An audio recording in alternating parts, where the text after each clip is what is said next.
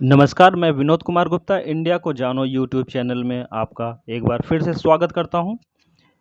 आज के इस वीडियो में प्राइम मिनिस्टर्स ऑफ इंडिया के बारे में बात करेंगे। जैसा कि इससे पहले वाले वीडियो में हमने बात किया था प्राइम मिनिस्टर्स ऑफ इंडिया के बारे में ही, लेकिन हमने केवल 1 से 8 तक के प्राइम मिनिस्टर्स के बारे में बात किया था। तो आज के इस वीडियो में हम 9वें प्राइम मिनिस्टर से शुरू करते हैं।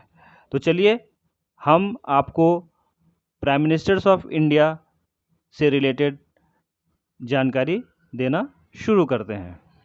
तो भारत के 9वें प्राइम मिनिस्टर थे श्री राजीव गांधी जी। इनका कार्यकाल 31 अक्टूबर 1984 से 2 दिसंबर 1989 तक था। 5 साल 32 दिनों का इनका पूरा कार्यकाल था। राजीव गांधी जी के बारे में फैक्ट ये होता है कि ये सबसे युवा प्रधानमंत्री थे। जब ये प्राइम मिनिस्टर बने तो इनकी जो आयु थी वो 40 वर्षों की थी।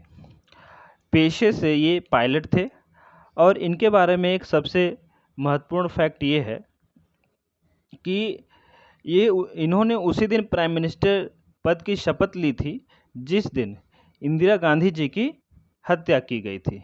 तो दोस्तों, ये राजीव गांधी जी से रिलेटेड फैक्ट था और राजीव गांधी जी से रिलेटेड इन्हीं में से क्वेश्चंस पूछे जाते हैं।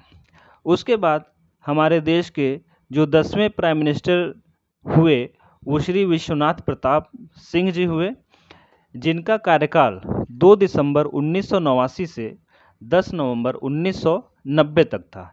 343 दिनों का इनका कार्यकाल था। और इनके बारे में दोस्तों जो फैक्ट है वो यही है कि ये देश के पहले प्राइम मिनिस्टर थे जिन्होंने अविश्वास प्रस्ताव पास होने पर पद को छोड़ दिया था।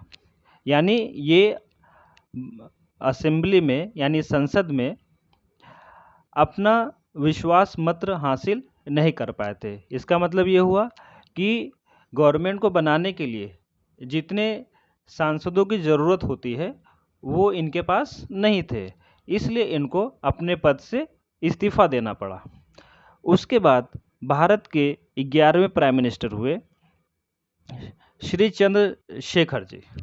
इनका कार्यकाल 10 नवंबर 1990 से 21 जून 1991 तक था। 223 दिनों तक का इनका कार्यकाल था और इनके बारे में बहुत ज़्यादा फैक्ट तो नहीं है। हाँ, बस ये हम कह सकते हैं, हो सकता है पूछा जाए एग्ज़ाम में कभी कि ये जो चंद्रशेखर जी थे ये किस पार्टी से बिलोंग करते थे। तो दोस्तों, जो चंद्रशेखर जी थे ये समाजवादी जनता पार्टी से संबंधित नेता थे। उसके बाद भारत के अगले प्राइम मिनिस्टर जो कि 12वें प्राइम मिनिस्टर हुए वो श्री पी.वी. नरसिम्हा राव जी थे। इनका कार्यकाल 21 जून 1991 से 16 मई 1996 तक था। यानी 4 इयर्स 330 डेज, यानी 4 साल 330 दिनों का इनका कार्यकाल था। ये भारत के पहले प्राइम मिनिस्टर थे जो दक्षिण भारत से थे। इससे पहले जितने भी प्राइम मिनिस्टर हुए थे वो ईस्ट वेस्ट ऐसे नॉर्थ इस तरह से हुए थे, लेकिन साउथ से पहली बार कोई प्राइम मिनिस्टर बना था।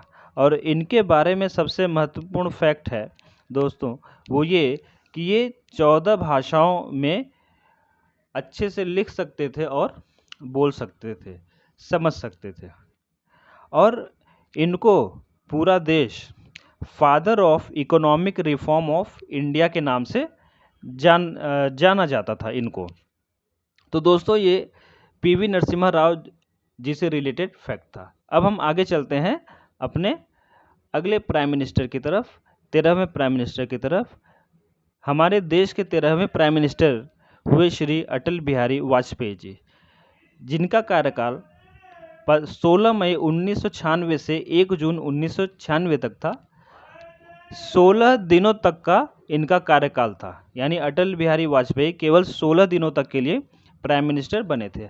अटल बिहारी वाजपेयी के बारे में एक फैक्ट ये है कि ये पहले सांसद थे जिन्होंने हिंदी में यूनाइटेड नेशन जनरल असेंबली में हिंदी में भाषण दिया था, यानी फर्स्ट पार्लियामेंटेरियन थे ये, और फर्स्ट नॉन कांग्रेस पार्टी के पर्सन थे, यानी ये ऐसे पहले प्राइम मिनिस्टर हुए जो कांग्रेस पार्टी से रिलेटेड नहीं थे, यानी क्योंकि इससे पहले जितने भी प्राइम मिनिस्टर हुए थे वो कांग्रेस पार्टी से ही थे, लेकिन पहली बार कोई ऐसा प्राइम मिनिस्टर बना जो कांग्रेस पार्टी से नहीं था, लेकिन साथ ही साथ इन्होंने अपने पूरे 5 साल को इन्होंने कंप्लीट भी किया, यानी अपना टेन्योर कंप्लीट किया।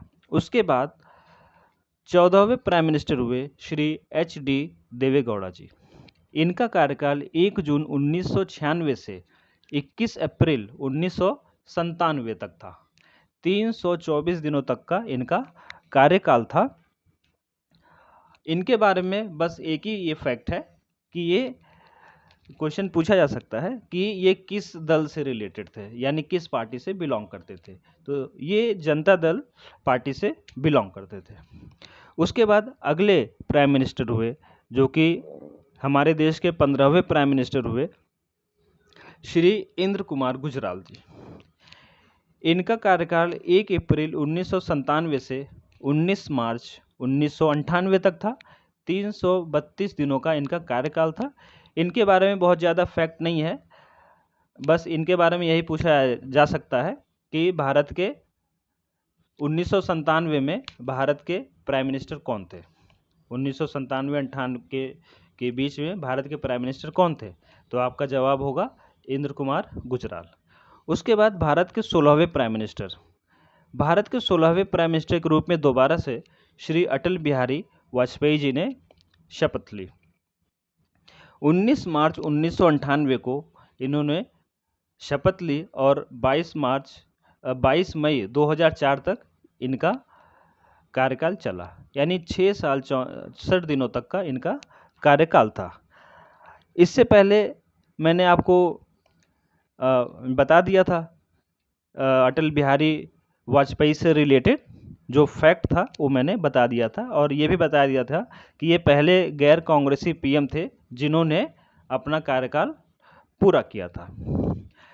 तो ये अटल बिहारी वाजपेयी से रिलेटेड फैक्ट था। और इसके बाद हम चलते हैं हमारे 17वें प्राइम मिनिस्टर की तरफ। हमारे देश के 17वें प्राइम मिनिस्टर थे श्री मनमोहन सिंह जी, जिन्होंने 22 मई 2004 को शपथ ली थी और इनका कार्यकाल 26 मई 2014 तक चला था, यानी इनका कार्यकाल टोटल 10 साल 2 दिनों तक चला था। यानी इसका मतलब ये हुआ कि ये 2 बार प्राइम मिनिस्टर बने थे। ठीक है दोस्तों, ये था श्री मनमोहन सिंह जी से रिलेटेड जानकारी। और इनसे रिलेटेड एक फैक्ट ये है कि ये पहले सिख प्रधानमंत्री थे, यानी इससे पहले कोई भी प्रधानमंत्री भारत का बना था तो वो सिख नहीं था, ये पहले सिख प्राइम मिनिस्टर बने थे। उसके बाद अगले जो प्राइम मिनिस्टर बने वो श्री नरेंद्र दामोदर दास मोदी जी बने। 26 मई 2014 को इन्होंने शपथ ली थी और तब से लेके 2021 तक ये प्राइम मिनिस्टर बने हुए हैं, यानी इनका दूसरा कार्यकाल चल रहा है। ये इनके बारे में फैक्ट ये है कि ये दूसरे गुजराती प्राइम मिनिस्टर हैं। इससे पहले मोरारजी थे जो कि चौथे प्राइम मिनिस्टर थे, जो कि लगातार दूसरा कार्यकाल पूरा करेंगे। तो दोस्तों, ये आज के इस वीडियो में हमने कवर किया प्राइम मिनिस्टर्स ऑफ इंडिया। ये जो प्राइम मिनिस्टर्स ऑफ इंडिया है इसको कवर हमने कर लिया और पूरे फैक्ट के साथ किया।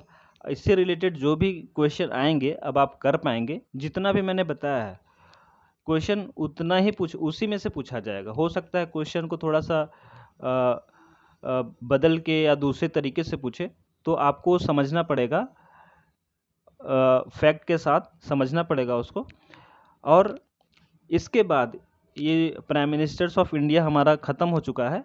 अब जो अगला वीडियो आएगा वो और भी इंटरेस्टिंग होने वाला है, क्योंकि अगले वीडियो में जो भी आएगा वो आपको एक नई जानकारी देगा। ठीक है, तो दोस्तों आप इसी तरह से हमारे साथ बने रहिए, इस चैनल को सब्सक्राइब करिए, शेयर करिए और अपने ज्ञान को बढ़ाते रहिए। तो आज के लिए इतना ही, धन्यवाद। जय हिंद।